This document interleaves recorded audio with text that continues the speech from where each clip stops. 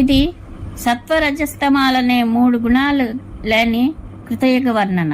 ఇక త్రేతాయుగ స్వరూపాన్ని విను. ఆ కాలంలో యజ్ఞాలు చేయడం ఉంటుంది. ధర్మం ఒక పాదం నశిస్తుంది. భగవంతుడు రక్తవర్ణంలో ఉంటాడు. లోకుల ప్రవృత్తి సత్యమునందే నిలిచి ఉంటుంది. వారికి తమ సంకల్పాలు భావాలను అనుసరించి కర్మలు దానఫలాలు లభిస్తూ ఉంటాయి. ధర్మం నుండి తొలగరు. ధర్మం, తపస్సు, దానాదులు చేయడంలో తత్పరులై ఉంటారు. ఈ రీతిగా త్రేతాయుగంలో మానవులు ధర్మస్థితులై క్రియావంతులై ఉంటారు. అనంతరం ద్వాపరంలో ధర్మం కేవలం 2 పాదాల మీదనే నడుస్తుంది. విష్ణు భగవానుడు పీతవర్ణంలో ఉంటాడు. వేదం 4 భాగాలు అవుతుంది. ఆ కాలంలో కొంతమంది 4 వేదాలను చదువుతారు. కొంతమంది 3, కొంతమంది 2, కొంతమంది కేవలం ఒక్కటే వేదాన్ని స్వాధ్యాయం చేస్తూ ఉంటారు. కానీ ఎవరూ వేదం చదవకుండా మాత్రం ఉండరు. ఈ రీతిగా శాస్త్రాలు భిన్న భిన్నంగా ఉండడంతో కర్మలు కూడా వేరువేరుగానే ఉంటాయి. ప్రజలు తపస్సు, దానం ఈ 2 ధర్మాలనే ఆచరిస్తూ రజోగుణ విష్టులై ఉంటారు. ఆ కాలంలో ఒక వేదానికి సంబంధించిన జ్ఞానం లేకపోవడంతో వేదాలలో అనేక భేదాలు పుడతాయి. సత్వగుణం తగ్గిపోవడంతో సత్యస్థితి అంతంత మాత్రంగానే ఉంటుంది. సత్యచ్యుతులవడం వలన వ్యాధులు, కోరికలు కూడా అనేకం కలుగుతూ ఉంటాయి.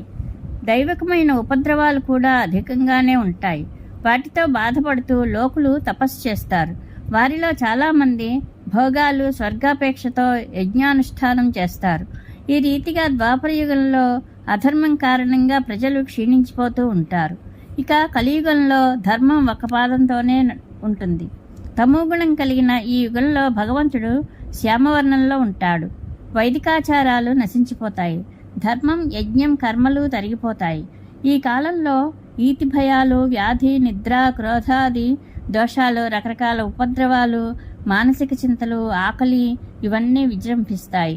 ఈ రీతిగా యుగాలు మారుతూ ఉంటే ధర్మం కూడా మారుతూ ఉంటుంది. ధర్మం మారుతూ ఉంటే లోకస్థితి మారుతూ ఉంటుంది. లోకస్థితి దిగజారినప్పుడు దానిని నిలిపే భావాలు కూడా క్షీణిస్తాయి. ఇక త్వరలోనే కలియుగం రాబోతోంది. కాబట్టి నా పూర్వరూపాన్ని చూడాలనే నీ కోరిక సరికాదు. తెలివైన వారు వ్యర్థ విషయాల కోసం పట్టుబట్టరు. నీవు అడిగిన విషయాలన్నీ నేను చెప్పాను. ఇక నీవు ఆనందంగా వెనక్కి తిరిగి వెళ్ళు అని అన్నాడు. భీమసేనుడు, నీ పూర్వరూపం చూడనిదే నేను ఇక్కడి నుండి ఏ విధంగానూ కదలను. నీకు నా మీద దయ ఉంటే దానిని చూపించు అని వేడుకున్నాడు. భీమసేనుడు ఈ రీతిగా పలుకగానే హనుమంతుడు చిరునవ్వుతో తన ఆనాటి సముద్రలంఘనం చేసిన రూపాన్ని చూపాడు. తన తమ్ముని సంతోషం కోసం శరీరాన్ని బాగా పెంచి పొడుగు, వెడల్పు అధికం చేశాడు. ఆ సమయంలో అతులిత కీర్తి కల హనుమంతుని ఆ విశాలకాయంతో ఇతర వృక్షాలతో సహితం ఆ అరటి తోట అంతా కప్పబడిపోయింది. భీమసేనుడు తన సోదరుని ఆ విశాలకాయాన్ని చూసి ఆశ్చర్యచకితుడయ్యాడు. అతని శరీరం పలకరించింది. హనుమంతుని ఆ రూపం సూర్య తేజస్సుతో బంగారు కొండలా అనిపించింది. ఆ వైశాల్యాన్ని ఎంతవరకని వర్ణించేది? దేదీప్యమానమైన ఆకాశమే అది. దానిని చూడగానే భీమసేనుడు కన్నులు మూసుకున్నాడు. వింధ్యపర్వతంలా ఉన్న ఆ విచిత్రమైన, అత్యంత భయానకమైన ఆ దేహాన్ని చూసి భీమసేనునికి రోమాంచం కలిగింది. అతడు చేతులు జోడించి, సమర్థుడవైన హనుమంత, నేను నీ శరీర వైశాల్యాన్ని చూచాను. ఇక నీ రూపాన్ని కుదించు. మీరు సాక్షాత్తు ఉదయసూర్యునిలా ఉన్నారు. మైనాక పర్వతం వలె అపరిమితంగా ఎవరూ చేరసఖ్యం కాదనిపిస్తున్నారు. నేను మీ వైపు చూడలేకపోతున్నాను. మనసులో నాకు కలిగిన ఆశ్చర్యం ఏమంటే, మీరు దగ్గర ఉండి కూడా శ్రీరామచంద్రుడు స్వయంగా రావణాసునితో యుద్ధం చేయవలసి రావడం. ఆ లంకను, ఆ యోధుని వాహన సహితంగా మీరే మీ బాహుబలంతో అతి సులువుగా నశింపచేయగలిగి ఉండేవారు. పవననందన, మీకు అందరానిది ఏదీ లేదు.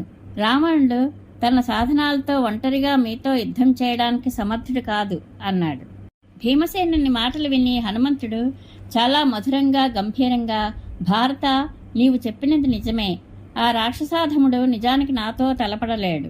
కానీ లోకాలకు కంటకుడై బాధించే ఆ రావణుని నేను చంపితే శ్రీరామచంద్రునికి ఈ కీర్తి ఎలా దక్కుతుంది? అందుకే నేను అతనిని ఉపేక్షించాను. వీరుడైన శ్రీరాముడు సేనాసహితంగా ఆ రాక్షసాధముని వధించి సీతను తన నగరానికి తీసుకువెళ్ళాడు. అందువల్ల ప్రజల్లో అతని కీర్తి వ్యాపించింది. సరే బుద్ధిమంతుడా, ఇక నీవు వెళ్ళు. చూడు, ఈ ఎదురుగా ఉన్న దారి సౌగంధిక వనానికి వెళ్తుంది. అక్కడ యక్షరాక్షసులు రక్షిస్తున్న కుబేరుని ఉద్యానవనం కనిపిస్తుంది. నీవు తొందరపడి పువ్వులు కోయకు. మానవులు, విశేషంగా దేవతలను గౌరవించవలసిందే. సోదరా, నీవు సాహసం చేయకూడదు. నీ ధర్మం నీవు పాలించు. నీ ధర్మంలో నీవు ఉంటూ ఉత్తమమైన ధర్మజ్ఞానాన్ని ఆర్జించు. అలాగే వ్యవహరించు. ఎందుకంటే ధర్మాన్ని తెలుసుకోకుండా, పెద్దలను సేవించకుండా బృహస్పతి వంటి వాడు అయినప్పటికీ నీవు ధర్మార్థాల తత్వాన్ని తెలుసుకోలేవు. ఒక్కొక్కప్పుడు ధర్మం అధర్మం అవుతుంది, అధర్మం ధర్మం అవుతుంది. కాబట్టి ధర్మాధర్మాలను వేర్వేరుగా తెలుసుకోవాలి. బుద్ధిహీనులు ఈ విషయంలో మూఢులవుతూ ఉంటారు. ఆచారం వలన ధర్మం వస్తుంది. ధర్మంలో వేదం ప్రతిష్ఠితమై ఉంటుంది. వేదాల వలన యజ్ఞాలు ప్రవర్తిల్తాయి. యజ్ఞాలలో దేవతల ఉనికి ఉంటుంది. దేవతల మనుగడ వేదాచార విధానాలతో చెప్పబడిన యజ్ఞాల మీద ఆధారపడి ఉంది. మనుష్యులకు ఆధారం శుక్ర బృహస్పతుల నీతిశాస్త్రాలు. వీరిలో బ్రాహ్మణులు వేదపాఠాలతో, వైశ్యులు వ్యాపారంతో, క్షత్రియులు దండనీతితో తమను పోషించుకుంటారు. ఈ మూడు వృత్తులు సరిగ్గా జరిగితే లోకయాత్ర చక్కగా జరుగుతుంది. మూడు వర్ణాలు సరిగ్గా ప్రవర్తిస్తే వీరి నుండి ప్రజల ధర్మాన్ని ప్రాదుర్భవింపజేస్తారు. ద్విజాతులలో బ్రాహ్మణులకు ముఖ్య ధర్మం ఆత్మజ్ఞానం. యజ్ఞ అధ్యయన దానాలు మూడు సాధారణ ధర్మాలు. అలాగే క్షత్రియుల ముఖ్య ధర్మం ప్రజాపాలనం, వైశ్యుల ముఖ్య ధర్మం పశుపాలనం. ఈ మూడు వర్ణాల వారిని సేవించడం శూద్రుల ముఖ్య ధర్మం. వారికి భిక్షమెత్తడానికి, హోమాలు వ్రతాలు చేయడానికి అధికారం లేదు. వారు ద్విజుల ఇళ్లల్లో నివసిస్తూ వారిని సేవించాలి. కుంతీనందన, నీ నిజ ధర్మమైతే క్షత్రియుల ధర్మమైన ప్రజాపాలనమే. దానిని నీవు వినయంతో, ఇంద్రియ నిగ్రహంతో పాటించు.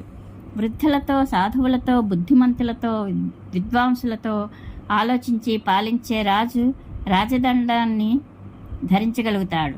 దుర్వ్యసనపరునికి తిరస్కారమే లభిస్తుంది. రాజు ప్రజలపై నిగ్రహానుగ్రహాలను ప్రదర్శించడంలో ఉచిత రీతిని ప్రవర్తిస్తే లోకమర్యాద సువ్యవస్థితమై ఉంటుంది. రాజు దేశం గురించి, తన శత్రుమిత్రుల సేనల స్థితి గురించి, వృద్ధిక్షయాల గురించి దూతల ద్వారా ఎప్పుడూ తెలుసుకుంటూ ఉండాలి. సామదాన భేద దండోపాయాలనే 4 ఉపాయాలు దూత, బుద్ధి, రహస్యాలోచన, పరాక్రమం, నిగ్రహం, అనుగ్రహం, దక్షత, ఈ గుణాలే రాజుకు కార్యసిద్ధి చేకూర్చుతాయి. సామదాన భేద దండ ఉపేక్షలనే 5 సాధనాలలో ఒకదాని చేత కానీ వేర్వేరుగా ప్రయోగించి కానీ రాజు తన కార్యాన్ని నెరవేర్చుకోవాలి. భరతవంశోత్తమ, అన్ని నీతులకు, దౌత్యాలకు మూలం మంత్రాంగమే. కాబట్టి కార్యసిద్ధి కలిగించే మంచి ఆలోచనను బ్రాహ్మణులతో కలిసి చేయాలి. స్త్రీలు, మూర్ఖులు, బాలకులు, లోపులు, నీచులు, ఉన్మాదులు వీరితో రహస్యాలోచన, మంత్రాంగం చేయకూడదు. పండితులతో ఆలోచించాలి. సమర్థులతో పనులు చేయించాలి. హితైషులతో న్యాయం చేయించాలి. మూర్ఖులను అన్ని పనులలో ప్రక్కన పెట్టాలి. రాజు ధర్మకార్యాలలో ధార్మికులను, అర్థకార్యాలలో విద్వాంసులను, స్త్రీల పనులకు నపుంసకులను, కఠోరమైన పనులకు క్రూర స్వభావాలను నియమించాలి.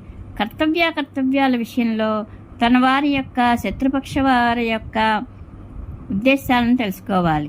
శత్రువుల బలాబలాల మీద దృష్టి ఉంచాలి. బుద్ధితో బాగా పరీక్షించి సాధుపురుషుల పట్ల అనుగ్రహం చూపాలి. మర్యాదాహీనులైన అశిష్టులను అణిచివేయాలి. పార్థ, నీకు నేను కఠోరమైన రాజధర్మాన్ని ఉపదేశించాను. దీని తత్వం తెలుసుకోవడం చాలా కష్టం.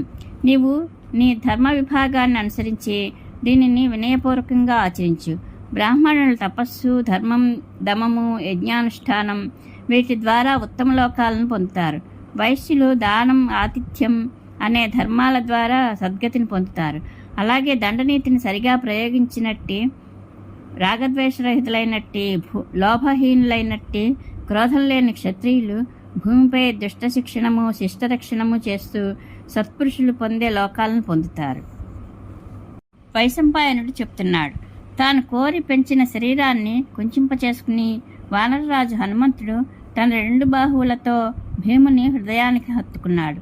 అందువల్ల భీమసేనునికి వెంటనే అలసట తీరిపోయింది. అన్ని విధాలా అనుకూలంగా అవుతున్నట్లు అనిపించింది. తాను మహాబలవంతుడనని, తనతో సమానుడైన గొప్పవాడెవడూ లేడని తోచింది. హనుమంతుడు కన్నులలో నీరు నిండగా గద్గద కంఠంతో సౌహార్ద్ర భావంతో భీమసేనునితో, తమ్ముడా, నీవిక వెళ్ళు. ఎక్కడైనా ఏదైనా వివాదం జరిగితే నన్ను స్మరించుకో. నేనిక్కడ ఉంటున్నానని ఎవరితోనూ చెప్పకు. ఇప్పుడు కుబేరుని భవనం నుండి పంపబడే దేవాంగనులకు, అప్సరసులకు ఇక్కడికి వచ్చే సమయం అయింది. నీ మానవీయ శరీరాన్ని స్పృశించడంతో జగత్తు యొక్క హృదయాన్ని ప్రఫుల్లం చేసే శ్రీరామచంద్రుడు గుర్తుకు వచ్చాడు. నీకు కూడా నా దర్శనం వలన ఏదైనా కొంత ప్రయోజనం చేకూరాలి. సోదర సంబంధం వలన ఏదైనా వరం అడుగు. నీవు కావాలనుకుంటే నేను హస్తినాపురానికి వెళ్ళి తుచ్చులైన ధృతరాష్ట్రపుత్రులను సంహరించనా? అది కూడా చేయగలను. లేదా నీకు ఇష్టమైతే రాళ్లతో ఆ నగరాన్ని నాశనం చేయనా?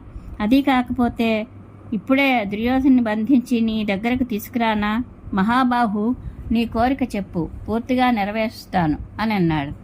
హనుమంతుని మాటలు విని భీమసేనునికి చాలా ఆనందం కలిగింది. అతడు, వానరరాజా, నీకు శుభముగాక. నా ఈ పనులన్నీ నీవు చేసినట్లే. ఇక ఇవి జరగడానికి ఏమాత్రం సందేహం లేదు. కేవలం నీ కృపాదృష్టి ఉంటే చాలు. ఇదే నేను కోరుకుంటున్నాను. నీవు మాకు రక్షకుడవు కాబట్టి నేడు పాండవులు సనాథులయ్యారు.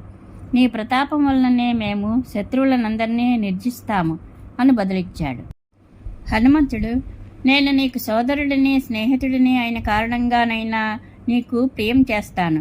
శక్తి చేత, బాణాల చేత వ్యాప్తమైన శత్రుసేన మధ్యలో నీవు ప్రవేశించి సింహనాదం చేసినప్పుడు నేను నా ధ్వనితో నీ గర్జనను మరింత పెంచుతాను. అర్జునుని ధ్వజం మీద కూర్చుండి శత్రువుల ప్రాణాలు ఆర్చుకుపోయేలా భీషణంగా గర్జిస్తాను. అప్పుడు నీవు వారిని సులభంగా చంపగలుగుతావు అని చెప్పి హనుమంతుడు అతనికి దారి చూపి అక్కడే అంతర్ధానమయ్యాడు. పరమేశ్వరానుగ్రహ ప్రాప్తిరస్తు. శుభం భూయాత్.